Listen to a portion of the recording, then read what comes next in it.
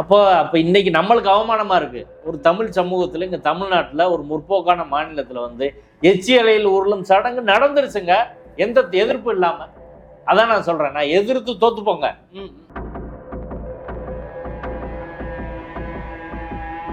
ஏற்கனவே division bench சொல்லிருச்சு, அதனால எங்களுக்கு ஒன்றும் இல்லை, டிவிஷன் பெஞ்ச் சொன்னாலும் நாங்கள் ஒன்றும் செய்ய முடியாது அப்படின்னு சொன்னதா இருக்கு. அப்ப இந்த எச்சில் இலையில் உருளும் பழக்கம் திமுக அரசு ஓப்பானதா சொல்லுங்க. உங்க வழக்கறிஞர்கள் அதை தடுக்க மாட்டாங்களா?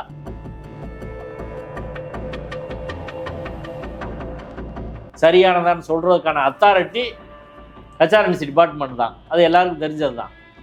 என்ன பிரச்சனைன்னா, அவர்களை பார்ட்டியா சேர்த்தா அந்த வழக்கு நீதிபதி திரு சி சரவணன் முன்னாடி போயிடும். போலீஸை பார்ட்டியா சேர்த்தா வழக்கு நீதிபதி திரு புகழேந்தி முன்னாடி போகும். ஹெச்ஆர்என்சி பார்ட்டியா சேர்த்தா நீதிபதி திரு சி சரவணன் முன்னாடி போகும். இவங்க ரெண்டு பேரையும் சேர்க்காம ரெவன்யூ மட்டும் சேர்த்தா நீதிபதி திரு ஜிஆர் சாமிநாதன் முன்னாடி வரும்.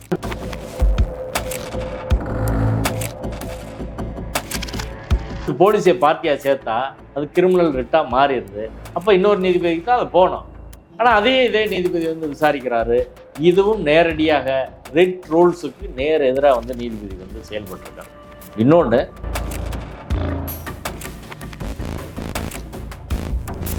மூன்று நீதிபதிகள் அமர்வுக்கு அனுப்பலாம் அப்படின்னு சொல்லி தலைமை நீதிபதிக்கு அனுப்பணும். தலைமை நீதிபதி அது சொந்தமாக முடிவு பண்ணி இது தேவையா இல்லையான்னு சொல்லி அதைத்தான் நீதிபதி திரு ஜிஆர் சுவாமிநாதன் அவர்கள் செய்திருக்க வேண்டும். அதுதான் நீதி பரிபாலன முறை, இதுவரையிலான மரபு, உச்சநீதிமன்ற தீர்ப்பு.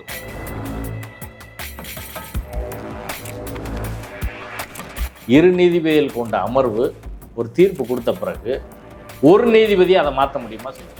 அது எப்படி சாத்தியமாச்சுன்னு அதுதான் எனக்கு ஆச்சரியமா இருக்கு. இது எப்படி சட்டப்படி வந்து அது சாத்தியம் அப்படின்னு புரியலை. இது மட்டும், அதாவது அது உச்சநீதிமன்றம் பல்வேறு தீர்ப்புகள் வந்து அது சம்மந்தமாக வந்து இருக்கு.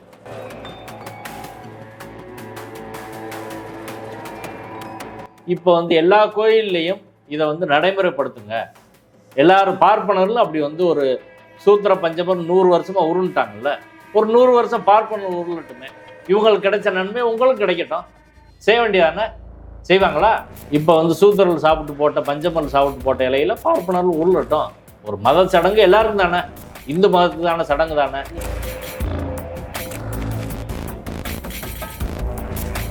அப்போ வழிபடுறோம் பெண்களின் உரிமை, தடுக்கும் பூசாரி கூட்டத்தின் உரிமை அப்படின்னா வழிபடும் பெண்ணின் உரிமையே முக்கியமானது, அதை வந்து நாங்கள் ஏற்றுக்கிறோம் அப்படின்னு வந்து சுப்ரீம் கோர்ட் சொன்னாங்க.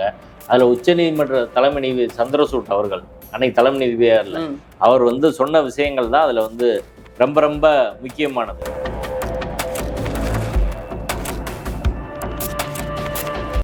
அதில் ஒரு முக்கியமான கேள்வி, நீதிபதி தீர்ப்பு அவரில் வந்து ஆர்டிகல் 25 வந்து அவர் என்ன சொல்கிறாருன்னா, அப்சல்யூட் ரைட் அப்படின்ற மாதிரி பேசுகிறார். மத உரிமை, இந்த சடங்கு உரிமை, இதெல்லாம் ஒருவனோட தனிப்பட்ட முற்றுமொழிதான உரிமை. இது சரியா? சட்டத்திலே பார்ப்போம்.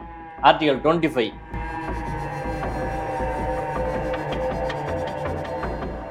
தமிழ்நாட்டிலையும் கர்நாடகாவிலையும் இப்படி வந்து செய்கிறாங்க, இதை வந்து தடை பண்ணணும்னு சொல்லி உச்சநீதிமன்றத்தில் மோடி அரசாங்கம் வழக்கு போட்டு நிலுவையில் இருக்கு.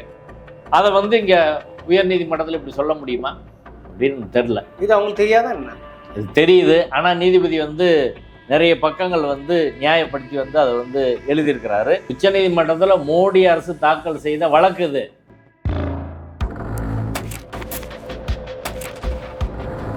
அப்படின்றதான் முன்னொரு காலத்தில் வந்து பார்ப்பனர்கள் சாப்பிட்டு போட்ட இலையில மற்றவங்க உருள்றதா அவன் பாவத்தை தொலைக்கிறதுன்னு ஃபோர்ஸாக உருள வச்சாங்க. நான் கேட்குறேன், யாராவது சாப்பிட்ட இலையில உருளுவானாங்க? மனித அறிவு இருக்க எவனாலும் அதை செய்வானா?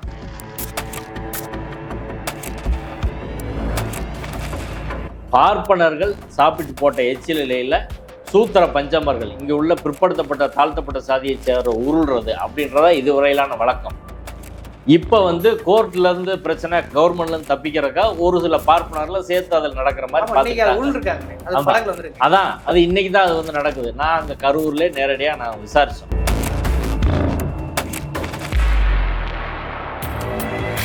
நான் என்னை விரும்பி நான் இழிவுபடுத்துக்கிறேன் அப்படின்னு சொல்லி ஒருத்தர் நீதிமன்றத்துக்கு வராருங்க.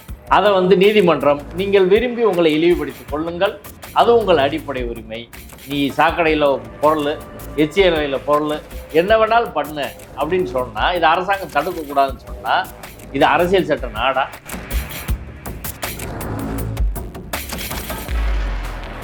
12 வயதுக்குட்பட்ட குழந்தைகளுடன் உடலுறவு வைத்துக் கொள்வது எங்கள் மத உரிமை, இதில் வந்து வெள்ளைக்காரன் கவர்மெண்ட் தலையிடக்கூடாது அப்படின்னு பேசினவங்க தான் இந்த பார்ப்பன கூட்டம். 12 வயதுக்குட்பட்ட சிறுமிகளோடு கட்டாயமாக நீங்கள் வந்து உறவு வைத்துக் கொள்ளக்கூடாது அப்படின்னு வந்து ஏஜ் ஆஃப் கன்சர்ன் ஆக்ட் அப்படின்னு வந்து 1891 கொண்டு வந்தாங்க.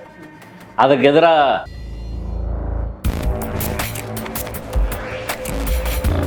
போர்க்குரல் எழுப்பினவர் யார் தெரியுமா? திலகர். சுதந்திரம் பிறப்புரிமைன்னு பேசினவர்.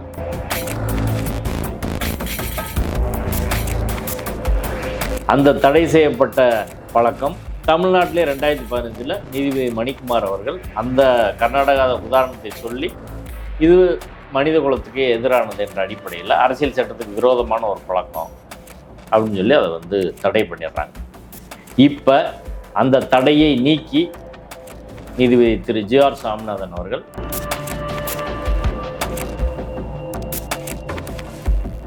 இது எதனால் நான் சொல்கிறேன்னா, திராவிட இயக்க அரசின் மீது உள்ள அக்கறையிலேருந்து சொல்கிறேன்.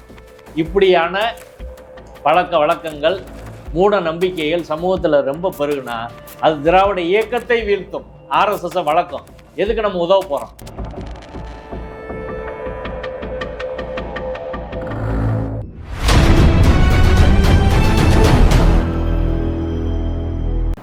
சார் வணக்கம்.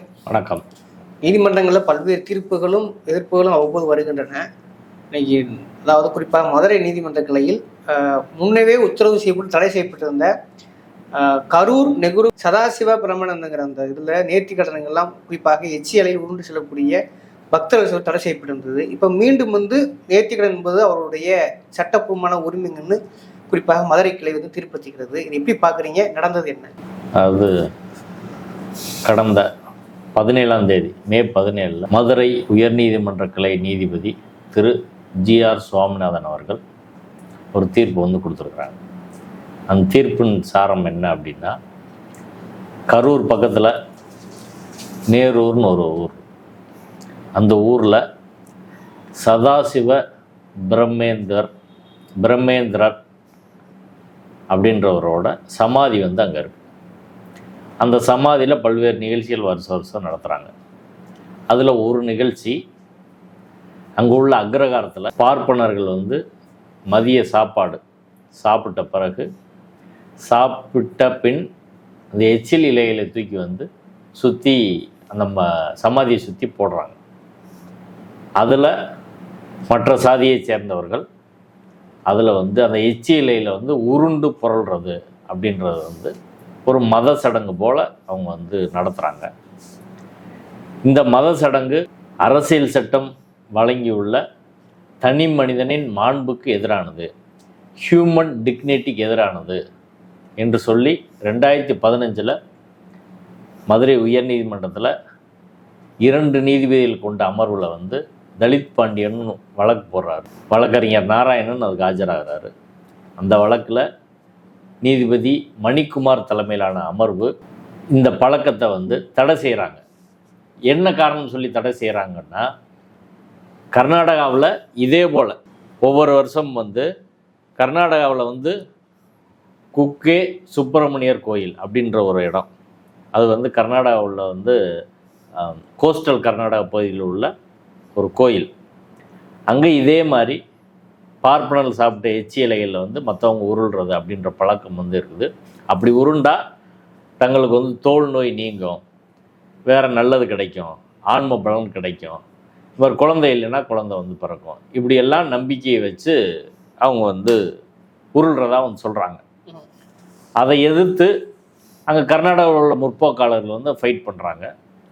அதற்கு பிறகு அந்த பழக்கம் வந்து அந்த தடை செய்யப்பட்ட பழக்கம் தமிழ்நாட்டிலே 2015 நீதிபதி மணிக்குமார் அவர்கள் அந்த கர்நாடகா உதாரணத்தை சொல்லி இது மனித குலத்துக்கே எதிரானது என்ற அடிப்படையில் அரசியல் சட்டத்துக்கு விரோதமான ஒரு பழக்கம் அப்படின்னு சொல்லி அதை வந்து தடை பண்ணிடுறாங்க.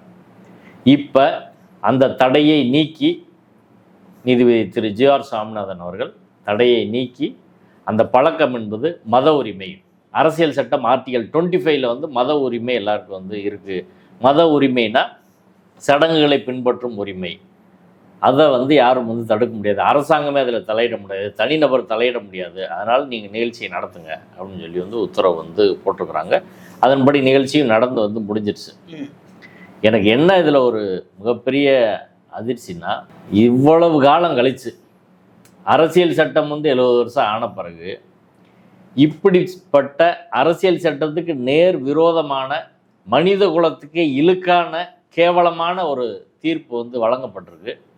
இதற்கு எதிராக வந்து தமிழ்நாட்டில், இந்தியாவில் பெரிய எதிர்வினை எதுவுமே கிடையாது. ஈவன் திமுக அரசு தான் இருக்கிறாங்க. திமுக அரசு வழக்கறிஞர்கள் என்ன பண்ணாங்கன்னு எனக்கு தெரில, ஹெச்ஆர்என்சி என்ன பண்ணுறாங்கன்னு தெரில, அரசாங்கம் இதை எப்படி அனுமதிக்கிறாங்கன்னு தெரியல, ஏன் அப்பீல் போகலன்னு தெரியல. பொது சமூகத்திலேருந்து பெரிய அளவில் எதிர்ப்பும் வந்து வரல, மக்களுக்கு நிறைய பேருக்கு தெரியவும் இல்லை. இப்படி ஒரு கேவலமான, இழிவான ஒரு செயல் ஒரு நாகரிகமான சமூகத்தில் வந்து இருக்க முடியுமான்னா இருக்கவே முடியாது.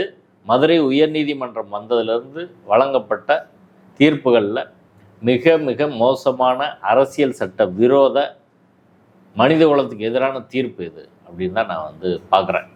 மத நம்பிக்கை என்ற அடிப்படையில் இதுபோல் யாரும் மக்களை வந்து இழிவுபடுத்த முடியாது.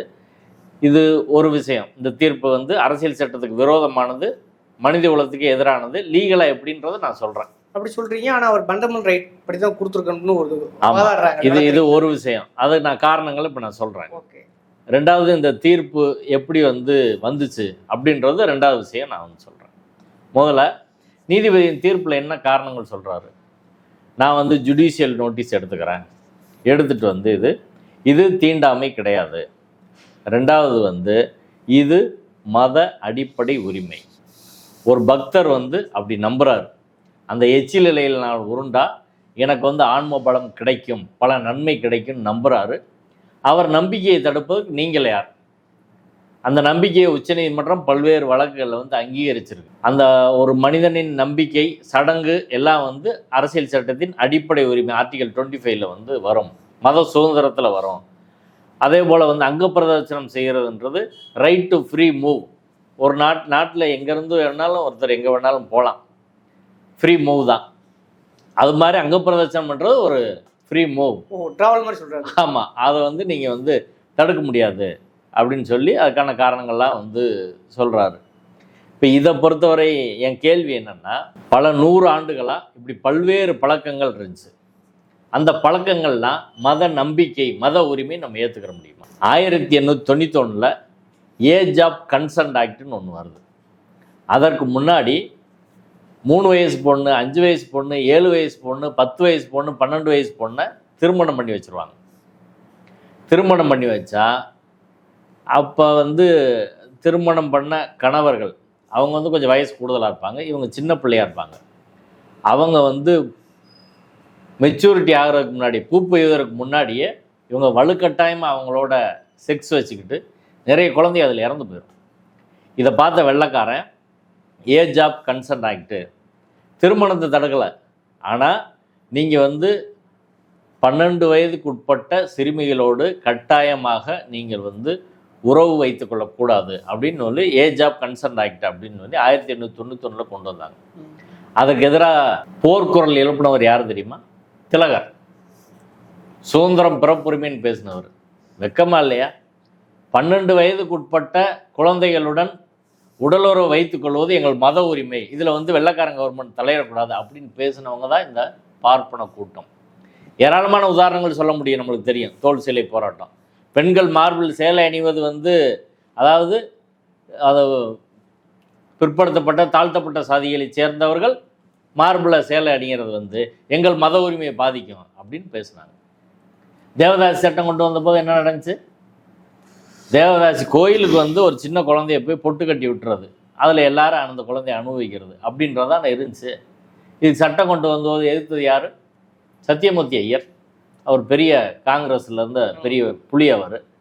அவங்க அப்போ என்ன சொன்னாங்க? பொட்டு கட்டி வர்றதை தடுக்கிறது அப்படின்றது வந்து எங்கள் மத உரிமையை தலையிடுறது, இந்து மத விவகாரத்தில் நீங்கள் எப்படி தலையிட முடியும் அரசாங்கம் அப்படின்னு கேட்டபோது பதில் கரெக்டாக அன்றைக்கி சொன்னாங்க.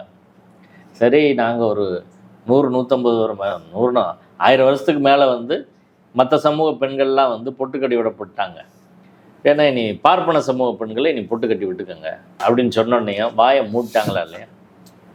அப்படி பார்த்தா சாதி ரீதியான தீண்டாமை எங்கள் மத உரிமைன்னு சொல்ல முடியுமா?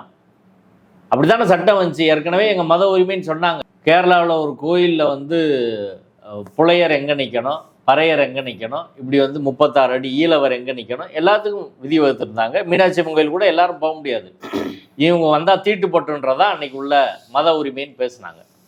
ஆனால் டெம்பிள் என்ட்ரி ஆத்தரைசேஷன் ஆக்ட் வந்துச்சு, அதுக்கப்புறம் வந்து பேச முடியலை. இப்படி ஒவ்வொன்றா வந்துச்சு. இப்போ நீதிபதி என்ன சொல்கிறாரு, ஒருவர் விரும்பி அவர் இதை போய் செய்கிறாரு, நீங்கள் எதுக்கு தடுக்கிறீங்க அப்படின்னு சொல்கிறாரு. நான் என்ன கேட்குறேன்னா, ஒருவர் விரும்பி தன்னை இழிவுபடுத்திக் கொள்வது அடிப்படை உரிமையாகுமா? அப்படி செஞ்சால் அதை ஏற்றுக்கிற முடியுமா? நான் என்னை விரும்பி நான் இழிவுபடுத்துக்கிறேன் அப்படின்னு சொல்லி ஒருத்தர் நீதிமன்றத்துக்கு வராருங்க. அதை வந்து நீதிமன்றம், நீங்கள் விரும்பி உங்களை இழிவுபடுத்திக் கொள்ளுங்கள், அது உங்கள் அடிப்படை உரிமை, நீ சாக்கடையில் பொருள், எச்சியலையில் பொருள், என்ன வேணாலும் பண்ணு அப்படின்னு சொன்னால், இது அரசாங்கம் தடுக்கக்கூடாதுன்னு சொன்னால், இது அரசியல் சட்டம் நாடா? அரசியல் சட்டம்னு ஒன்று இருக்கா? கவர்மெண்ட் இங்கே இருக்கா இல்லையா? என்ன வேணாலும் அப்படி கேட்க முடியுமா? இப்போ அந்த சின்ன குழந்தைகள் கல்யாணம் பண்ணி வைக்கிறது அப்படின்றது இருந்துச்சு, விதவைகளுக்கு மறுமணம் பண்ணக்கூடாதுன்னு இருந்துச்சு. ஆனால் அரசாங்கம் சட்டம் கொண்டு வந்தப்போ இவர்களெல்லாம் என்ன பேசுனாங்க? இந்து பெண்களுக்கு சொத்துரிமை கொடுத்த போது என்ன பேசுனாங்க? இந்து பெண்களே கூட்டு வந்து எங்களுக்கு சொத்துரிமை வேணாம் அப்படின்னு சொன்னாங்க. இதெல்லாம் வந்து அடிமைத்தனத்தை விரும்பி ஏற்றுக்கொள்வது. அதான் முத்துமோகன் கூட ஒரு புத்தகத்தில் எழுதியிருப்பார். தமிழ்நாட்டில் வந்து பக்தி இலக்கிய காலத்தில் என்ன ஒரு கருத்தை உருவாக்குனாங்கன்னா, அடிமைத்தனத்தையே லட்சியமாக ஏற்றுக்கொள்வது, பார்ப்பனர்களுக்கு சேவை செய்வதே லட்சியமாக்குவது அப்படின்னு ஒரு கருத்தை உருவாக்கி அடிமைத்தனத்தை அவனை ஏற்றுக்கிற வச்சுட்டான். அதான் கடமையை செய் பலனை எதிர்பாராத, இந்த கருத்தெல்லாம் உருவாக்கி அப்படி வச்சுட்டாங்க. சரி, மக்கள் அப்படி இருந்தால் ஒரு அரசாங்கம் அப்படி இருக்க முடியுமா? ஒரு அரசியல் சட்டம் இருக்க முடியுமா? அரசியல் சட்டத்தை நோக்கம் என்ன? எதுக்கு வந்துச்சு? இந்த சமுதாயத்தில் ஏகப்பட்ட ஏற்றத்தாழ்வுகள். இந்தியாவை பொறுத்தவரை அம்பேத்கர் அரசியல் நிர்ணய சபையிலே சொன்னார், நாட்டில் மத பழக்க வழக்கம் சமூக பழக்க வழக்கம் ரெண்டும் சேர்ந்துதான் இருக்குது, ஒன்று பிரிக்க முடியாது. அப்படி தான் இருக்குது இந்தியாவில். அப்போ இங்கே வந்து ஒரு அரசியல் சட்டம் வருது, அப்போ அரசியல் சட்டத்தின் நோக்கம் என்ன? இது மாதிரி பல்வேறு வகையான ஏற்றத்தாழ்வுகள், தீண்டாமை, மனித மாண்புக்கு அப்பாற்பட்ட பழக்க வழக்கங்கள் இதெல்லாம் வந்து இருக்குது.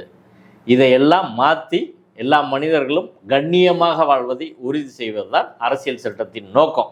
சரிங்களா? இப்போ அரசியல் சட்டத்தில் என்ன சொல்கிறாங்கன்னா, நிலவுகின்ற இன்னைக்கு ஒரு சமூகத்தில் வந்து இப்போ நிறைய பழக்க வழக்கம் இருக்குது. இந்த பழக்க வழக்கம் மத நம்பிக்கைன்னு சொன்னால் அதை பாதுகாப்பது அரசியல் சட்டத்தின் வேலை கிடையாது.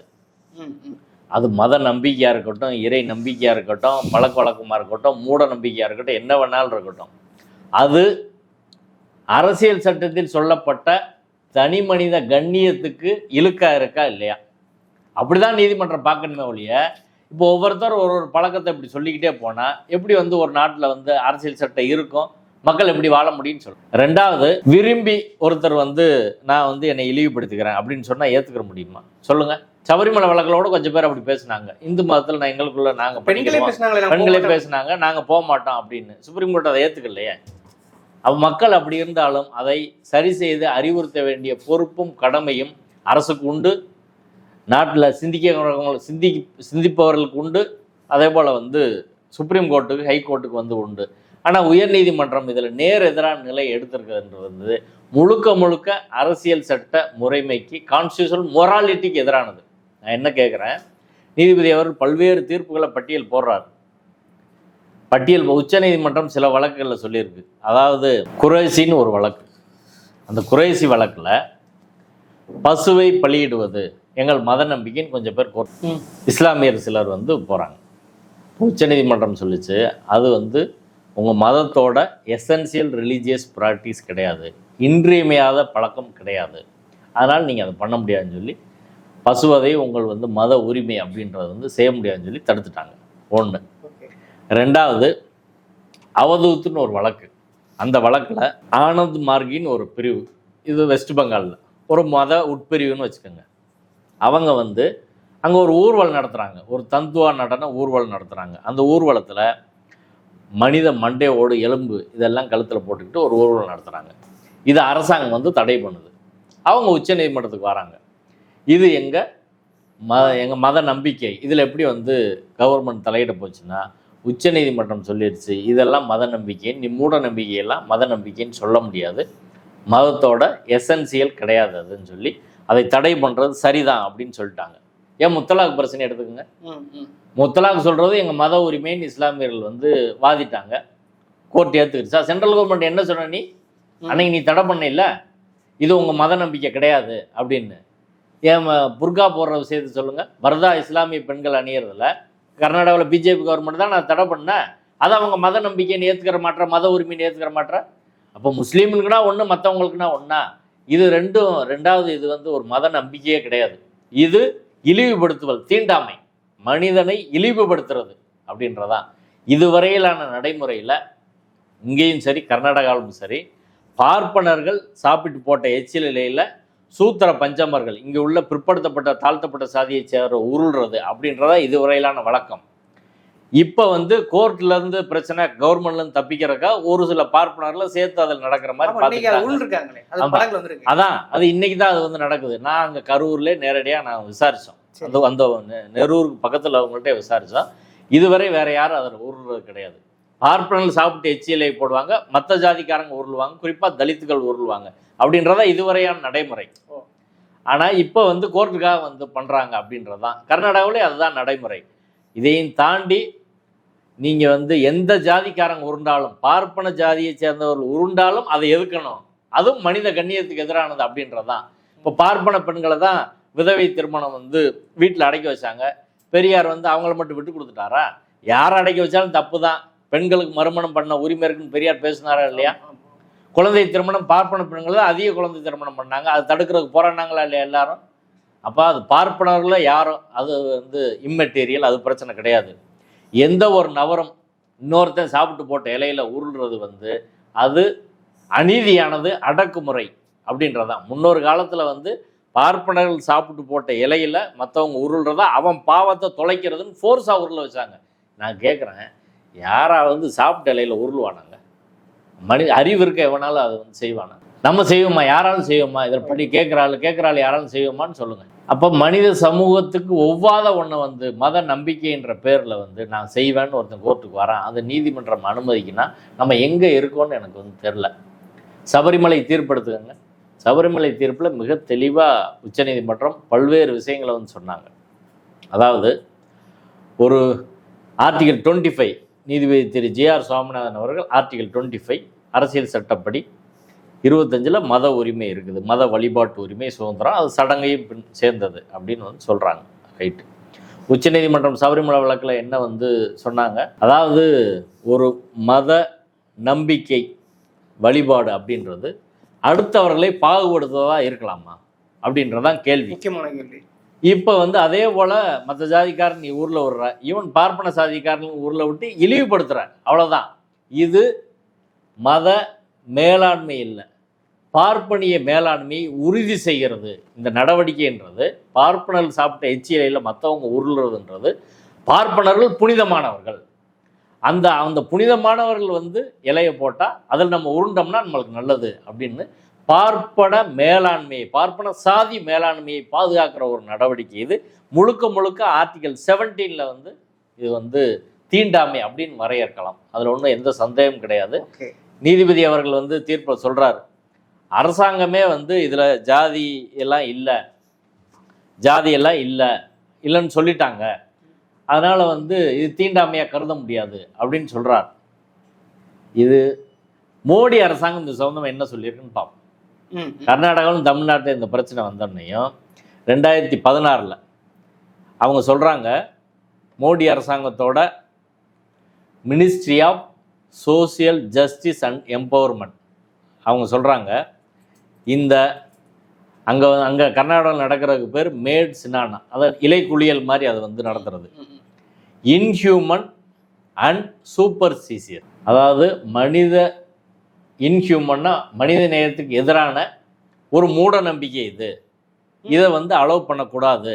முக்கியமாக கவர்மெண்ட்டு உச்சநீதிமன்றத்தில் மோடி அரசு தாக்கல் செய்த வழக்கு இது, அதில் சொல்லியிருக்காங்க, these rituals may be voluntary, இந்த சடங்குகள் ஒருத்தர் விருப்பப்பட்டு வந்து செய்யலாம், but since human dignity and health of concern person is affected, ஒரு தனிநபரின் மாண்பும் அவருடைய சுகாதாரம் வந்து பாதிக்கப்படுகிற போது and are against constitutional value of justice, equality and human dignity, அரசியல் சட்ட மாண்புகளான நீதி, சமத்துவம், அதே போல் வந்து தனி மனித மாண்பு, டிக்னிட்டி, அதுக்கு எதிராக இருக்கிற போது they ought not to be defended under article 25 of the constitution. இது ஆர்டிகல் 25 படியான உரிமைன்னு சொல்லி யாரும் ஒருவர் வந்து உரிமை கோர முடியாது. which relates to right to freedom of religion and affidavit by the center reads. இது ஹிந்துஸ்தான் டைமில் செய்தி வந்திருக்குது. அதே போல் வந்து டெக்கான் கரானிக்கல்லையும் செய்தி வந்திருக்கு. இது செப்டம்பர் 13, 2016 டெக்கான் கரானிக்கலில் வந்து அந்த செய்தி வந்து வருது. எதனால் மோடி கருதம்னு அப்படி பண்ணுறாங்க அப்படின்னு எனக்கு ஒரு சந்தேகம் வந்துச்சு. அப்புறம் கீழே பார்த்தாது. அப்போ வந்து என்ன நடந்திருக்கு அப்படின்னா, குஜராத் உணாவில் வந்து தலித்துகளை வந்து 4 பேரை வந்து தாக்கி வந்து நிர்வாணப்படுத்தி கொடுமையாக வந்து பசு மாட்டை உரிச்சிட்டாங்கன்னு சொல்லி கடுமையாக அடித்தாங்க. பெரிய போராட்டம் அதுக்கு வந்து குஜராத்தில் வந்து நடந்துச்சு. மாட்டெல்லாம் தூக்கிட்டு வந்து அவங்க போட்டு போனாங்க. அதே போல் வந்து நிறைய இடத்துல தலித்துக்கு எதிராக அது மாதிரி வந்து பிரச்சனை நடந்தோன்னையும் அப்போ வந்து தேர்தலும் வருது. எங்கே? உத்தரப்பிரதேஷ், பஞ்சாப், கோவாவில் தேர்தல் வருது. அடுத்து இந்த தேர்தலுக்காக மோடி அரசாங்கம் கோர்ட்டில் அதை ஃபைல் பண்ணுறாங்க. கர்நாடகாவில், அது கர்நாடகா மட்டும் சொல்ல, தமிழ்நாடையும் சேர்த்து சொல்கிறாங்க. தமிழ்நாட்டிலையும் கர்நாடகாவிலையும் இப்படி வந்து செய்கிறாங்க, இதை வந்து தடை பண்ணணும்னு சொல்லி உச்சநீதிமன்றத்தில் மோடி அரசாங்கம் வழக்கு போட்டு நிலுவையில் இருக்கு. அதை வந்து இங்கே உயர்நீதிமன்றத்தில் இப்படி சொல்ல முடியுமா அப்படின்னு தெரில. இது அவங்களுக்கு தெரியாதா என்ன? இது தெரியுது. ஆனால் நீதிபதி வந்து நிறைய பக்கங்கள் வந்து நியாயப்படுத்தி வந்து அதை வந்து எழுதியிருக்கிறாரு. அதில் ஒரு முக்கியமான கேள்வி, நீதிபதி தீர்ப்பு அவரில் வந்து ஆர்டிகல் 25 வந்து அவர் என்ன சொல்கிறாருன்னா, அப்சல்யூட் ரைட் அப்படின்ற மாதிரி பேசுகிறார். மத உரிமை, இந்த சடங்கு உரிமை, இதெல்லாம் ஒருவனோட தனிப்பட்ட முற்றுமொழிதான உரிமை. அதில் வந்து ஸ்டேட்டெல்லாம் நீ வந்து தலையிடாத, தனிநபரும் போய் தலையிடக்கூடாது அப்படின்னு சொல்கிறாங்க. இது சரியா? சட்டத்திலே பார்ப்போம். ஆர்டிகல் 25 தொடங்குற போதே, அதாவது மத உரிமை தொடர்பான அந்த செக்ஷனில் வந்து subject to public order, morality and health and to the other provisions of this part அப்படின்னு சொல்கிறாங்க. அதாவது அரசியல் சட்ட ஒழுங்கமைவு, சுகாதாரம், பொது நலன், பப்ளிக் ஆர்டர், பப்ளிக் ஆர்டர்ன்றது வந்து பொது அமைதி, இதுக்கு உட்பட்டு தான் மத உரிமையை நீங்கள் பயன்படுத்த முடியுமே தவிர அதுக்கு மேலே வந்து நீங்கள் பயன்படுத்த முடியாது. ஆர்டிகல் 25(2)B வந்து எல்லா இந்து கோயிலையும் வந்து எல்லாருக்கும் வந்து திறந்து வைக்கிறதுக்கான உரிமையை அரசியல் சட்டம் கொடுக்குது. அப்போ அரசியல் சட்டம் ஏன் கொடுக்குது? மற்றவன் நீ விட மாட்டேறேன். இப்போ கொரோனா காலத்தை எடுத்துக்கோங்க. நாங்கள் வந்து எந்த நேரம் வழிபாடு நடத்திய தீர்வை நீங்கள் சொல்ல முடியுமா? அங்கே ஹெல்த் அப்படின்னு சுகாதாரம்னு வர்ற போது மூடுறான்னு சொன்னால் எல்லாம் மூடிட்டாங்கல்ல, முடித்தான் ஆகணும். இந்த இஸ்லாமிய மத நிறுவனங்கள் எல்லாத்தையும் மூடினாங்க. ஏன்னா மனித குலம் வாழணும்னா அது செஞ்சுதான் ஆகணும். அதை தான் அரசியல் சட்டத்தில் வச்சுருக்கிறாங்க. அப்போ ஒரு மத சடங்கு, பழக்கம், வழக்கம், மரபு வந்து எல்லாத்துக்கும் மேலானது அப்படின்னு, ஆமாம், எல்லாத்துக்கும் மேலானது அப்படின்லாம் சொல்ல முடியாது.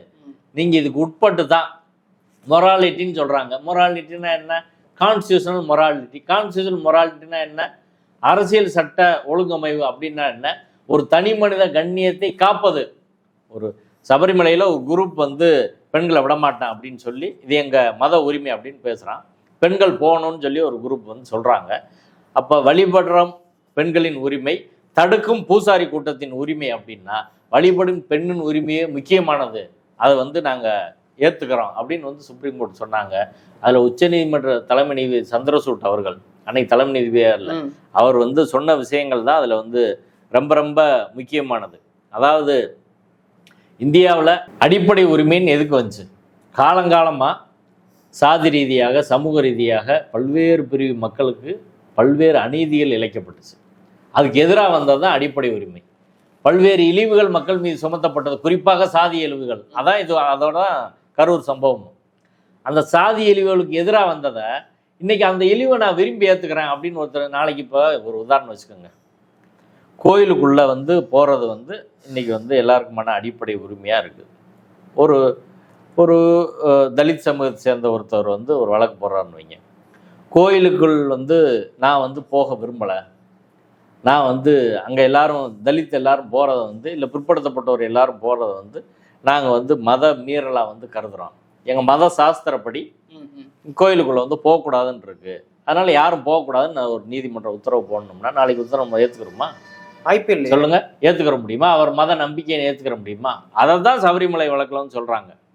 இப்போ காலங்காலமாக மறுக்கப்பட்ட உரிமைகளுக்கு எதிராக தான் வந்திருக்கு. ரெண்டாவது, அரசியல் சட்டம் என்பது ஒரு சமூக மாற்றத்துக்கான ஆவணம்.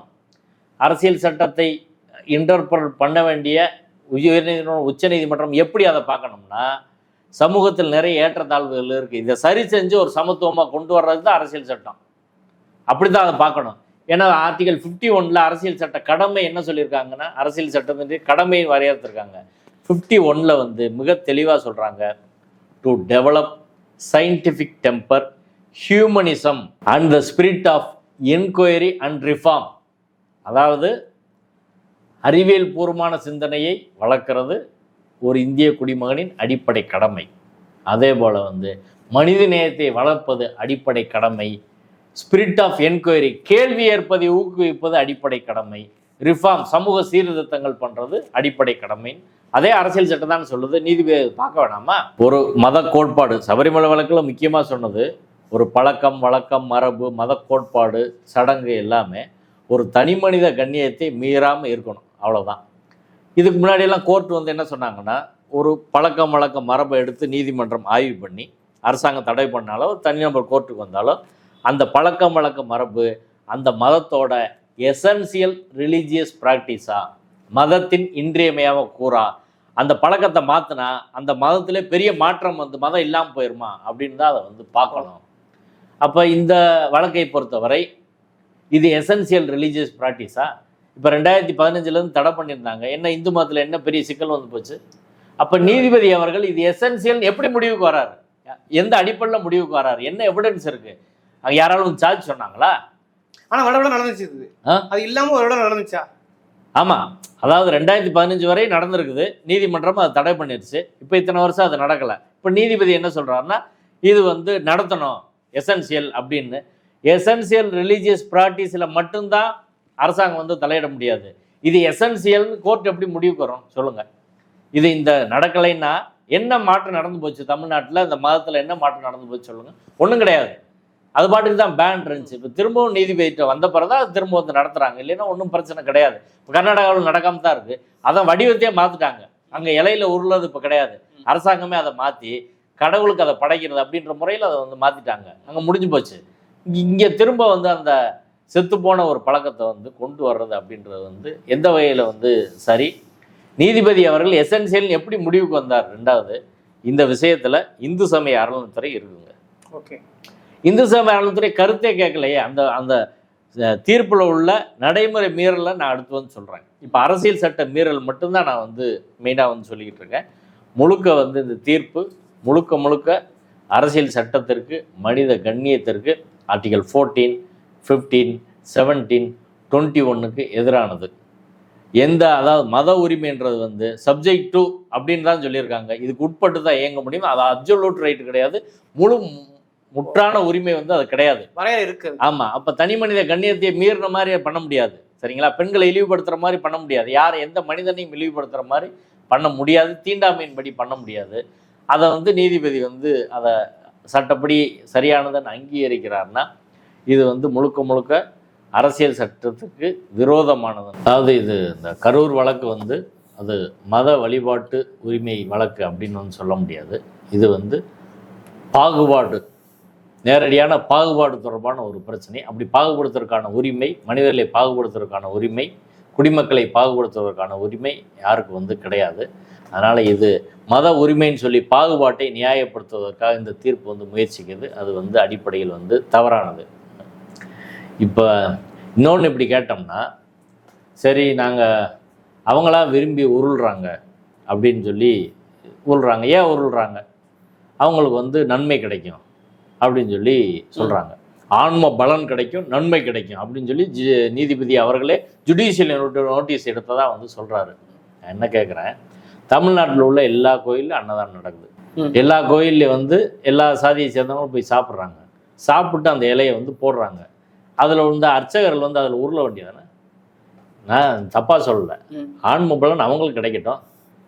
மற்ற ஜாதிக்கு ஆன்ம பலன் கிடைக்கிற போது பார்ப்பனருக்கு ஆன்ம பலன் கிடைக்கட்டுமே, அவங்க செய்ய வேண்டியதானே. நாங்கள் சஜஸ்ட் பண்ணுறோம். இப்போ வந்து சூத்திரர்கள் சாப்பிட்டு போட்ட, பஞ்சமல் சாப்பிட்டு போட்ட இலையில பார்ப்பனர்கள் உருளட்டும். ஒரு மத சடங்கு எல்லாருக்கும் தானே, இந்து மதத்துக்கான சடங்கு தானே. அப்போ நன்மை வந்து எதுக்கு வந்து சூத்திர பஞ்சமர்கள் மட்டும் இருக்கட்டும், பார்ப்பனர்கள் இருக்கட்டுமே. அதனால் இப்போ வந்து எல்லா கோயில்லையும் இதை வந்து நடைமுறைப்படுத்துங்க. எல்லாரும் பார்ப்பனர்கள் அப்படி வந்து ஒரு சூத்திர பஞ்சமர் 100 வருஷமாக உருண்டுட்டாங்கல்ல, ஒரு 100 வருஷம் பார்ப்பனர் உருளட்டுமே. இவங்களுக்கு கிடைச்ச நன்மை உங்களுக்கு கிடைக்கட்டும். செய்ய வேண்டியதானே. செய்வாங்களா? இதான் புத்தர் வந்து கேட்டார். யாகத்தில் வந்து ஆடு, கோழி, குதிரை, மாடு, பசு எல்லாத்தையும் தூக்கி போடுறீங்களே, ஏன் அப்படி பண்ணுறீங்க அப்படின்னு கேட்டதுக்கு பார்ப்பனர்கள் என்ன விளக்கம் சொன்னாங்க? அப்படி போட்டால் அவங்களுக்கு நேரடியாக மோட்சம் கிடைக்கும், சொர்க்கம் கிடைச்சிரும் அப்படின்னு சொல்லி சொன்னாங்க. இப்போ புத்தர் கேட்டார், அப்போ உங்களுக்கு தூக்கி போட்டால் நேரடியாக நீங்களும் சொர்க்கத்துக்கு போயிடலாம்ல, மோட்சம் கிடைக்கும்ல அப்படின்னு கேட்டார். பதில் இருக்கு அதுக்கு. அதே தான் நீங்கள் வந்து இப்போ இதை வந்து நீதிமன்றம் அங்கீகரித்தா நம்மளே ஏற்றுக்குருவோம். சூத்திர பஞ்சமன் ரொம்ப காலம் உருண்டுட்டாங்க, பார்ப்பனரில் ஒரு 100 வருஷம் உருளட்டும். அந்த ஆன்ம பலன், நம்பிக்கை எல்லாமே அவங்களுக்கு குழந்தை பேர் கிடைக்கின்றாங்க, தொழுநோய் நீங்கின்றாங்க, எல்லா பலனையும் பார்ப்பனர்களும் பெறட்டுமே. அதில் என்ன பிரச்சனை? நீதிமன்றம் இந்த தீர்ப்பை விரிவுபடுத்தினா நல்லது தான், எல்லாரும் பயன்பெறட்டும். செய்வாங்களா? என்ன நடக்குதுன்னு எனக்கு வந்து புரியலை. அப்போ பார்ப்பனர்கள் சமூகத்தில் தங்கள் மேல்நிலையை உத்தரவாதம் செய்வதற்கு அவர்கள் புனிதமானவர்கள் அப்படின்னு ஒரு கட்டமைப்பை ஏற்கனவே உருவாக்கி வச்சுருக்காங்க. அந்த புனித கட்டமைப்பு என்பது அரசியல் சட்டத்துக்கு விரோதமானது. அதை மாத்திரன்னு தான் அரசியல் சட்டமே வந்துச்சு. ஆனால் திரும்ப அடிமைத்தனத்தை ஏற்கிற ஒரு ஆளை வச்சு பார்ப்பனிய மேலாண்மையை வந்து கட்டமைக்கிறது வந்து என்ற அடிப்படையில் வந்து ஒரு தீர்ப்பு வருமானால் அரசியல் சட்டத்தை எங்கே போய் வைக்கிறது? எதுக்கு அரசியல் சட்டம்? எனக்கு புரியவே இல்லை. இது வந்து ஒரு விஷயம். ரெண்டாவது விஷயம், இந்த தீர்ப்பு ஏற்கனவே 2015 ஒரு தீர்ப்பு வந்துடுச்சு. அந்த தீர்ப்பு கொடுத்தது யார்? 2 நீதிபதிகள் கொண்ட அமர்வு. திரு மணிக்குமார் அவர்கள் அமர்வு தான் தீர்ப்பு கொடுத்தாங்க 2015. மணிக்குமார் அவர்கள் அதுக்கு பிறகு கேரளா ஹைகோர்ட் தலைமை நீதிபதியாக இருந்து ஓய்வு பெற்று இப்போ அங்கே ஹியூமன் ரைட்ஸ் கமிஷன் சேர்மனாக இருக்கார். அந்த தீர்ப்பில் அவர் உரிய காரணங்களை விளக்கி இது ஹியூமன் டிக்னிட்டிக்கு எதிரானது அப்படின்னு சொல்லி அதை வந்து தடை பண்ணுறாங்க. ஒன்ஸ் வந்து ஒரு 2 நீதிபதிகள் கொண்ட அமர்வு ஒரு தீர்ப்பு கொடுத்த பிறகு ஒரு நீதிபதி அதை மாற்ற முடியுமா சொல்லுங்கள்? அது இது எப்படி சாத்தியமாச்சுன்னு ஒரு கேள்வி. அதுதான் எனக்கு ஆச்சரியமாக இருக்குது. இது எப்படி சட்டப்படி வந்து அது சாத்தியம் அப்படின்னு புரியலை. இது மட்டும், அதாவது அது உச்சநீதிமன்றம் பல்வேறு தீர்ப்புகள் வந்து அது சம்மந்தமாக வந்து இருக்குது. தடை பண்ண பிறகு மறுபடியும் அதே வழக்கை வேறு ஒருவர் ஒரு நீதிபதி முன்னாடி போட்டால் அந்த நீதிபதி அந்த வழக்கை விசாரித்து தீர்ப்பு கொடுக்க முடியுமா? சட்டம் என்ன சொல்லுதுன்றதை பார்க்கணும். இது வந்து சாதாரணமே நம்மளுக்கு தெரிஞ்சது தான். 2 நீதிபதிகள் கொண்ட அமர்வின் தீர்ப்பு ஒரு நீதிபதியை கட்டுப்படுத்தும்.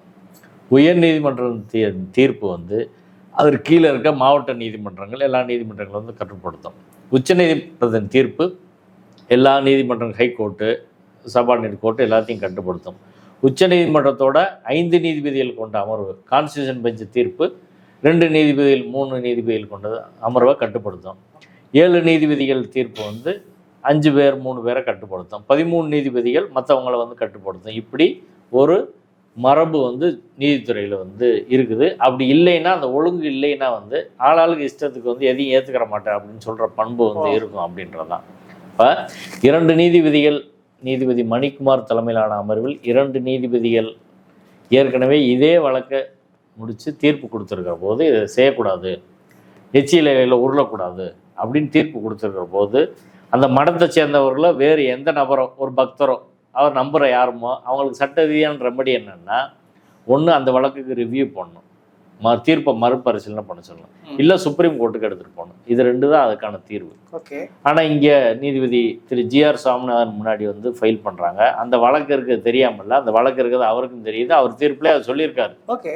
சொல்லி இந்த தீர்ப்பு வந்து எங்களை கட்டுப்படுத்தாது அப்படின்னு வந்து அதுக்கு இன்டர்பிரட் பண்ணுறாரு. என்ன அடிப்படையில்னா, அந்த வழக்கில் குறிப்பிட்ட தரப்பினரை வந்து பார்ட்டியாக சேர்க்கலை, அந்த மடத்தை சேர்ந்தவங்களை பார்ட்டியாக சேர்க்காம அந்த தீர்ப்பு வந்து சொல்லப்பட்டிருக்குன்னு சொல்லி, அதனால் அந்த தீர்ப்பு வந்து செல்லாது, அதனால் அதுக்கு எனக்கு கட்டுப்படுத்தாது அப்படின்னு வந்து நீதிபதி சொல்ல முடியுமா? இப்படி சொல்ல முடியும்னா, ஒவ்வொரு வழக்கிலும் இப்படி சொல்ல எல்லா நீதிபதியும் ஆரம்பித்தா என்ன ஆகும்? சுப்ரீம் கோர்ட் தீர்ப்புக்கு நாளைக்கு இதை சொல்லலாம்ல. சுப்ரீம் கோர்ட் தீர்ப்பில் முறையாக வந்து விசாரிக்கப்படலை, அதனால் அதை என்னை கட்டுப்படுத்தாது, கான்ஸ்டியூஷன் கட்டுப்படுத்தாது, எதுவுமே கட்டுப்படுத்தாதுன்னா எப்படி அதை செய்ய முடியும்? இது முழுக்க முழுக்க ஜுடிஷியல் இன்டிசிப்ளின். நடவடிக்கை எடுக்கணும்னு நான் சொல்கிறேன். ஏன்னா ஆமாம், இது வந்து உச்சநீதிமன்றத்தில் 5/9/1967 3 நீதிபதிகள் கொண்ட அமர்வு 1968 AAR 372 பேஜ் நம்பரில் வந்து இருக்குது. அதில் வந்து தாக்கூர் வர்சஸ் ரதிலால் பட்டேல் அப்படின்ற ஒரு வழக்கில் வந்து 3 நீதிபதிகள், நீதிபதி ஜேசி சா, சிக்ரி, சேலத் 3 நீதிபதிகள் வந்து தீர்ப்பு வந்து சொல்கிறாங்க.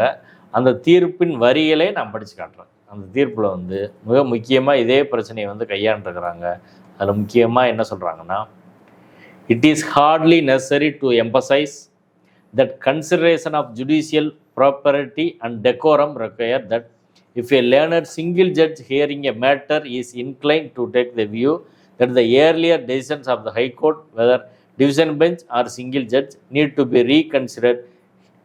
ஏற்கனவே உயர் நீதிமன்றத்தில் 2 நீதிபதிகளோ அல்லது 1 நீதிபதிகளோ இதே பிரச்சனை தொடர்பாக ஒரு தீர்ப்பு கொடுத்துருந்தா, ஒரு மறுபடியும் அந்த வழக்கு ஒரு நீதிபதி முன்னாடி வந்தால் அந்த நீதிபதி என்ன செய்யணும் அப்படின்றது தான் அதை வந்து சொல்கிறாங்கன்னா, he should not embark upon that enquiry, விசாரணை அதில் நடத்தக்கூடாது. Sitting as a single judge, தனி நீதிபதியாக அவர் வந்து விசாரணை நடத்தக்கூடாது. But should refer the matter to the division bench, 2 நீதிபதிகள் கொண்ட அமர்வுக்கு வந்து அனுப்பணும். Or in a proper case, ரொம்ப சரியாக பண்ணுறதுன்னா place the relevant papers before the chief justice to enable him to constitute a larger bench to examine the question. என்ன செய்யணும்னா, இவருக்கு வந்து ஏற்கனவே 2 நீதிபதிகள் கொண்ட அமர்வு சொல்லியிருக்கிறாங்க, அதே வழக்கு இவர்கிட்ட வருது. அந்த 2 நீதிபதிகள் தீர்ப்பு சரியா தவறான்னு இவருக்கு வந்து குழப்பம் இருக்குது. தவறுன்னு இவர் நினைக்கிறாருன்னா நீதித்துறையில் செய்ய வேண்டிய நடைமுறை என்ன, உச்சநீதிமன்ற தீர்ப்பு என்ன சொல்லியிருக்குன்னா, இவர் வந்து உயர்நீதிமன்ற தலைமை நீதிபதிக்கு வந்து அனுப்பணும். இது மாதிரி அந்த தீர்ப்பு தப்புன்னு நான் கருதுறேன், இது சொந்தமாக நீங்கள் விசாரித்து லார்ஜர் பெஞ்ச் 2 நீதிபதிகள்னா இப்போ 3 நீதிபதிகள் விசாரித்தா தான் அந்த பிரச்சனையை வந்து தீர்க்க முடியும். 3 நீதிபதிகள் அமர்வுக்கு அனுப்பலாம் அப்படின்னு சொல்லி தலைமை நீதிபதிக்கு அனுப்பணும். தலைமை நீதிபதி அது சொந்தமாக முடிவு பண்ணணும், இது தேவையா இல்லையான்னு சொல்லி. அதைத்தான் நீதிபதி திரு GR சுவாமிநாதன் அவர்கள் செய்திருக்க வேண்டும். அதுதான் நீதி பரிபாலன முறை, இதுவரையிலான மரபு, உச்சநீதிமன்ற தீர்ப்பு. ஆனால் அதுக்கு நேர் எதிராக வந்து டிவிஷன் பெஞ்ச் தீர்ப்பை வந்து இவரை எடுத்து அந்த தீர்ப்பு செல்லாதுன்னு அறிவிக்கிறார். எனக்கு கேட்குறேன், ஒரு சிங்கிள் ஜட்ஜு வந்து டிவிஷன் பெஞ்ச் ஜட்ஜ்மெண்ட் செல்லாதுன்னு அறிவிக்க முடியுமா? அந்த தீர்ப்பு செல்லாதுன்னு சொல்கிறாரு. அறிவிச்சிருக்காரு, இப்படி அறிவிச்சிருக்காரு. அதான் எனக்கு தெரில எப்படி இப்படி வந்து செய்ய முடியும். அதுக்கு தான் நான் சொல்கிறேன், இது நடவடிக்கைக்குரியது. இது வந்து சரியான ஒரு முறை வந்து கிடையாது. இப்படி எல்லா நீதிபதிகளும் எடுத்து ஆளாளுக்கு ஒரு கருத்து வந்து தோணும். அந்த வழக்கில் ப்ராப்பராக விசாரிக்கல, அந்த ஜட்ஜ்மெண்ட்டை சுப்ரீம் கோர்ட் ஜட்ஜ்மெண்ட்டை ஃபாலோ பண்ணல. இவர் என்ன சொல்கிறார், நெசசரி பார்ட்டி சேர்க்கலன்னு சொல்கிறாரு. ஒரு காரணம். ஓகே, இன்னொரு நீதிபதி என்ன சொல்லலாம், ஒரு உச்சநீதிமன்ற தீர்ப்பு இருக்குது, அந்த தீர்ப்பை வந்து இந்த டிவிஷன் பெஞ்ச் ஃபாலோ பண்ணல, அரசியல் சட்ட அமர்வு தீர்ப்பு இருக்குது, சுப்ரீம் கோர்ட் பெஞ்ச் தீர்ப்பு இருக்குது, அதையெல்லாம் பார்க்காம இவர் தீர்ப்பு கொடுத்துட்டாரு, அதனால இது செல்லாதுன்னு நான் சொல்லி நான் ஒரு தீர்ப்பு கொடுக்குறேன்னு சொன்னால் இப்படி எந்த விஷயத்துலையும் சொல்லலாம்ல. அப்படி இப்படியே சொல்ல ஆரம்பித்தா என்ன ஆகும்? அதுதான் செய்யக்கூடாதுன்னு சொல்லி தான் சுப்ரீம் கோர்ட் வந்து சொல்லியிருக்கிறாங்க. This is the proper and traditional way to deal with such matters and is founded on healthy principles of judicial decorum and propriety அப்படின்னு வந்து சொல்கிறாங்க. இப்போ நீதித்துறை மாண்பு மரபு அப்படின்றத வந்து ஜுடிஷியல் டெக்கோரத்தை காப்பாற்றணும்னா நீதிபதி திரு GR சுவாமிநாதன் அவர்கள் வந்து அந்த தீர்ப்பை சரியில்லைன்னு கருதுனா தலைமை நீதிபதிக்கு அனுப்பியிருக்கணும். அதான் வந்து அவர் செய்ய முடியுமே தவிர அப்படி இல்லாமல் செய்யக்கூடாது. இது ஒன்றும் இல்லை, இன்னொன்று 2 விஷயம் அதில் வந்து இருக்குது. அதான் ரொம்ப அதிர்ச்சிகரமாக இருக்குது. போலீஸ் நெசசரி பார்ட்டியாக இருக்கிறாருன்னா சேர்க்கணும், போலீஸே இதில் சேர்க்கணும் அப்படின்னா போலீஸை பார்ட்டியாக சேர்த்த உடனேயும் நீதிபதி என்ன பண்ணியிருக்கணும், சம்மந்தப்பட்ட நீதிபதிக்கு அனுப்பியிருக்கணும். நீதிபதி திரு புகழேந்தி அமர்வுக்கு தான் இதை வந்து அனுப்பியிருக்கணும். ஆனால் அனுப்பாமல் இவரே எப்படி முடிவு பண்ணுறாரு அப்படின்றது தெரியலை.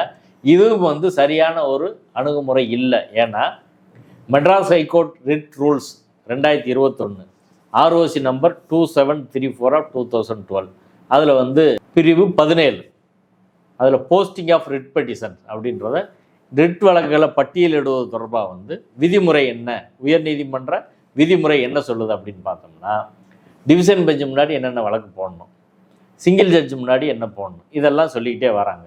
அதில் 17 சப்கிளாஸ் 3, 17 சப்கிளாஸ் 3ல் வந்து writ petitions, criminal writ petitions shall be posted before the single judge hearing petitions under section 482 CRPC. அப்படின்னா கிரிமினல் வழக்கு 482 கீழே வர கிரிமினல் வழக்கில் விசாரிக்கக்கூடிய நீதிபதியிடம்தான் கிரிமினல் ரிட் வழக்கம் போடணுன்றது செக்ஷன் 17ல் வந்து மெட்ராஸ் ஹைகோர்ட் ரிட் ரூல்ஸில் வந்து கிளியராக வந்து இருக்குது.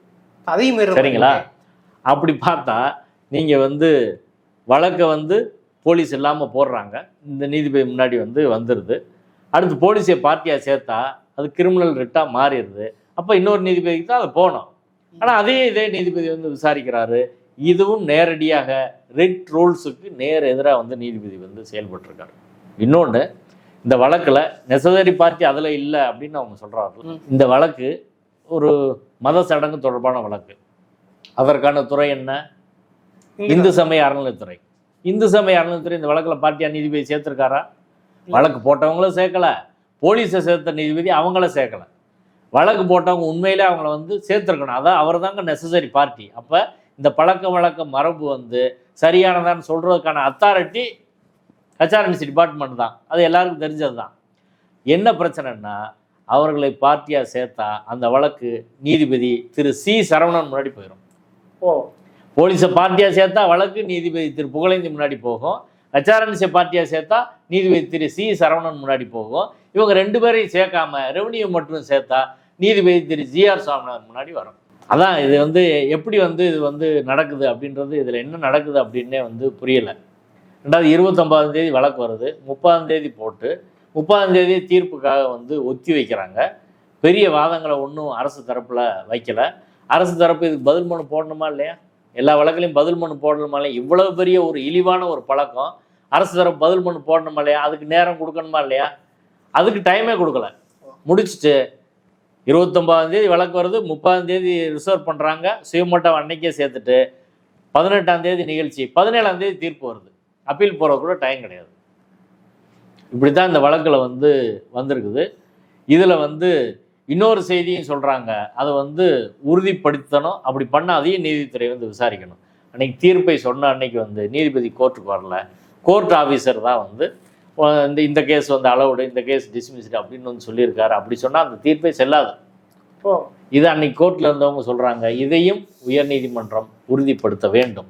இப்படி பல்வேறு விஷயங்கள் வந்து இந்த வழக்கில் வந்து உயர்நீதிமன்ற விதிமுறைகள் வந்து மீறப்பட்டிருக்கு அப்படின்னு தான் நான் வந்து பார்க்குறேன். அதனால் இந்த தீர்ப்பே மறுபடியும் வந்து ஒரு ரீகன்சிடரேஷனுக்கு உள்ளாக்கப்படணும், அப்பீல் வந்து பண்ணணும். இல்லை, இது வந்து நீங்கள் சொல்ல பார்த்தா முழுக்க சமூக நீதிக்கு எதிரானது மாதிரி தான் உங்களுக்கு முழுக்க தெரியுது. இப்போ திமுக அரசு எப்படி விட்டுருப்பாங்க? அப்படி ஒரு கேள்வி இருக்குல்ல. அதான் நான் சொல்கிறேன். அதாவது மதுரை உயர்நீதிமன்றத்தில் திராவிட இயக்க கொள்கையை தெரிஞ்ச அதற்காக போராடக்கூடிய ஏதாவது ஒரு அரசு வழக்கறிஞர் நீங்கள் சொல்லிடுங்க. நான் திமுக காரனே பல பேர்கிட்ட கேட்டேன், ஒரு ஆள் கூட அப்படி கிடையாது. அதோட விளைவு தான் இது. எவ்வளோ பெரிய அநீதி நடந்திருக்கு. இங்கே ஏஏஜி வீரகதிரவன் இருக்கார், எல்லா கேஸுக்கும் வருவார். பென்ஷன் கொடுக்கக்கூடாதுன்னா கூட வருவார். ஏஏஜி பாஸ்கரன் இருக்கார். இங்கே திலக்குமார் ஸ்பெஷல் ஜிபி இருக்கார். அன்னைக்கு வில்லவன் கோதை ஆஜராக இன்னொரு கிரிமினல் சைடு அட்வொகேட் ஆஜராகிருக்கிறாங்க. நான் என்ன கேட்குறேன், இவ்வளவு பெரிய அநீதி ஒரு திராவிட இயக்க ஆட்சியில் வந்து நடக்குது. இது உங்களுக்கு உறுத்தவே இல்லையே? 30ஆம் தேதி ரிசர்வ் பண்ணுறாங்க. இப்போ டிவிஷன் பெஞ்சில் ஏற்கனவே ஒரு ஆர்டர் இருக்குது, நீங்கள் இதை பண்ணக்கூடாதுன்னு சொல்லணும்ல. இவங்க என்ன சொன்னதாக சொல்கிறாங்கன்னா, அவர் ஹேண்ட்ஸ் ஆர் டைடு, ஏற்கனவே டிவிஷன் பெஞ்ச் சொல்லிருச்சு, அதனால் எங்களுக்கு ஒன்றும் இல்லை, டிவிஷன் பெஞ்ச் சொன்னால் நாங்கள் ஒன்றும் செய்ய முடியாது அப்படின்னு சொன்னதாக இருக்குது. அப்போ இந்த எச்சில் இலையில் உருளும் பழக்கம் திமுக அரசுக்கு ஓப்பானதாக சொல்லுங்கள். உங்கள் வழக்கறிஞர்கள் அதை தடுக்க மாட்டாங்களா? என்ன மாதிரி ஆளுகள் நீங்கள் போஸ்டிங் போட்டு வச்சுருக்கிறீங்க? இப்போ நடக்கிறத பொறுத்தவரை வந்து திராவிட இயக்க ஆட்சி சரியாக இருக்குன்னு திமுகவுக்கு வெளியில் உள்ளவங்க தான் கொதிச்சுக்கிட்டு இருக்காங்களே ஒழிய, உள்ளுக்குள்ளே இருக்க யாரால் எந்த மாவட்ட செயலாளர் இதை பற்றி கவலைப்பட போகிறாங்களா? என்ன நடக்குதுன்னு புரியலை. அப்போ இப்படி கொள்கை ரீதியாக இல்லாதவர்களை நீங்கள் அரசு வழக்கறிஞர் நியமிச்சுட்டு இங்கே ஏதாவது நடக்கணும்னா எப்படி அது நடக்கும்? அப்போ இந்த வழக்கை இவ்வளவு கோட்டை விட்டுருக்குறாங்க. 17ஆம் தேதி தீர்ப்பு வந்துருச்சு, உடனே அப்பீல் போயிருக்கலாம்ல. 18ஆம் தேதி தான் நடக்குது. அப்பீல் பண்ணால் உடனே ஸ்டே கொடுத்துருப்பாங்க. நீங்கள் வழக்குலையும் கவுண்டர் மனு வந்து ஃபைல் பண்ணல. இது வந்து ஏற்கனவே வந்து டிவிஷன் பெஞ்சில் போட்டதில் நீங்கள் பண்ணக்கூடாது, இது சீஃபுக்கு ரெஃபர் பண்ணுங்கன்னு சொல்லலை. பதில் மனுவும் போடலை. அதுக்கப்புறம் அப்பீலும் போடலை. அப்புறம் என்ன டேஸுக்கு ஒரு கவர்மெண்ட் வக்கீல் இருக்கணும், அப்புறம் நாங்கள் எதுக்கு திராவிட கொள்கை சமூக நீதினு பேசணும், இந்த மொத்த டீமையும் டிஸ்மிஸ் பண்ணணும்னு சொல்கிறேன் நான். சரி சரி சரி. இவ்வளவு ஒரு கேவலமான தீர்ப்புக்கு இவர்களும் சேர்த்து இப்போ கூட்டு பொறுப்பு. ஏஜிலேருந்து எல்லாரும் வந்து இதுக்கு பொறுப்புன்னு நான் சொல்கிறேன். இது வந்து முறையாக வந்து விசாரிக்கணும், சிஎம் வந்து விசாரிக்கணும். எது இப்படி நடக்குது, நாளைக்கு எல்லா விஷயத்திலும் இப்படி கோட்டை விடுவாங்களா? அப்போ இன்னைக்கு நம்மளுக்கு அவமானமாக இருக்குது. ஒரு தமிழ் சமூகத்தில் இங்கே தமிழ்நாட்டில் ஒரு முற்போக்கான மாநிலத்தில் வந்து எச்சியலையில் உருளும் சடங்கு நடந்துருச்சுங்க, எந்த எதிர்ப்பு இல்லாமல். அதான் நான் சொல்கிறேன், நான் எதிர்த்து தோத்துப்போங்க. பல்லக்கில் வச்சு மனுஷனை இன்னும் தூக்குறது, எச்சிலையில் உருள்றது, இதெல்லாம் தேர்தல் அரசியலுக்கு அப்பாற்பட்டு என்ன வந்தாலும் பரவாயில்லை, ஓட்டே போனாலும் பரவாயில்ல, செய்ய வேண்டிய பிரச்சனை அது. பிறகு திராவிட இயக்கம், திராவிட காட்சி, பெரியார் பேர் எதுக்கு சொல்லணும்? அதை கோட்டை விட்டு திமுக வளர்க்குறீங்க, எதுக்கு நீங்கள் அதில் வச்சிருக்கிறீங்க இந்த பொறுப்புலன்னு தெரியலை. இவர்கள் இதில் முதன்மை குற்றவாளிகள்னு சொல்கிறேன். நீதிபதி இவங்க வழக்கு போடுறாங்க, நீதிபதி தீர்ப்பு சொல்கிறாரு. அதில் கோட்டை விட்ட இந்த அரசு வழக்கறிஞர்கள் வந்து கடுமையாக அவங்க டிஸ்மிஸ் பண்ணணும்னு நடவடிக்கை எடுக்கணும். அப்படி இல்லைன்னா நீங்கள் திராவிட காட்சின்னு சொல்கிறதுக்கு அர்த்தமே கிடையாது. இங்கே நடந்துருச்சு. எங்களுக்கு அவமானம், நாக்கு பிடிக்கிட்டு சாகணும் போல் எங்களுக்கு அவமானமாக இருக்குது. ஆனால் அரசாங்கத்தில் உள்ள திமுக சார்ந்தவர்கள் யாரும் அவமானப்படலைன்னு எனக்கு புரியலை. இது எதனால் நான் சொல்கிறேன்னா, திராவிட இயக்க அரசின் மீது உள்ள அக்கறையிலேருந்து சொல்கிறேன். இப்படியான பழக்க வழக்கங்கள், மூட நம்பிக்கைகள் சமூகத்தில் ரொம்ப பெருகுனா அது திராவிட இயக்கத்தை வீழ்த்தும். ஆர்எஸ்எஸ்ஸை வழக்கம் எதுக்கு நம்ம உதவ போகிறோம்? இந்த அரசு வழக்கறிஞர்களும் இதை கண்டுகொள்ளாத அதிகாரிகளும் திமுக மாவட்ட செயலாளர்களும் ஆர்எஸ்எஸ் வளர்றதுக்கு உதவுறாங்க, திராவிட இயக்க வீழ்ச்சிக்கு உதவுறாங்கன்ற கோபம் அது மக்களையும் பாதிக்குது, எல்லாரையும் பாதிக்கின்ற கோபத்துலேருந்து நான் சொல்கிறேன். முதல்வர் அதில் நேரடியாக வந்து தலையிட்டு இதை வந்து பார்க்கணும். ரொம்ப ரொம்ப அயோக்கியத்தனமான விஷயங்கள் அரசு தரப்பில் நடந்திருக்கு, அரசு வழக்கறிஞர் தரப்பில் நடந்திருக்கு. இதுக்கு மதுரை உயர்நீதிமன்ற கிளையில் அத்தனை அரசு வழக்கறிஞர்கள் பொறுப்புன்னு நான் சொல்கிறேன்.